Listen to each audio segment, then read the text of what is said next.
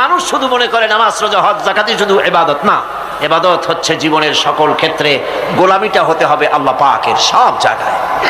কেবলমাত্র আল্লাহ সুবহানাহু ওয়া তাআলার হুকুম অনুযায়ী জীবন পালন করার নামই হচ্ছে ইবাদত।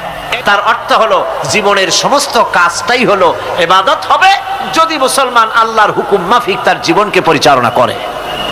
আপনার চোখের চাহনিটাও তো ইবাদত হবে, সুবহানাল্লাহ। এই চোখ দিয়ে গুনাহ কামাই করা যাবে, আবার এই চোখ দিয়ে সওয়াব কামাই করা যাবে।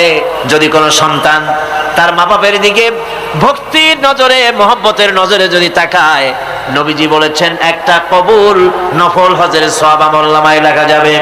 সাহাবীরা প্রশ্ন করেছেন যদি কেউ 100 বার তাকায় তো কি হবে? নবীজি বলেছেন আল্লাহ রাব্বুল আলামিনের নিয়ামতের ভান্ডার, অফুরন্ত নিয়ামতের সেখানে কোনো অভাব নাই। যদি কোনো বান্দা যদি তার মা বাপের দিকে দৈনিক 100 বার তাকায় তো ওই বান্দার আমলনামায় 100 কবুল নফল হজের সওয়াব লেখা যাবে।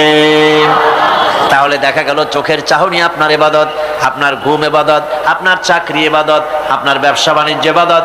তার মানে হলো আল্লাহর গোলামি, আল্লাহর হুকুম অনুযায়ী কাজ করার নামই হচ্ছে ইবাদত। ইয়াকা না'বুদু ওয়া ইয়াকা নাস্তাঈন।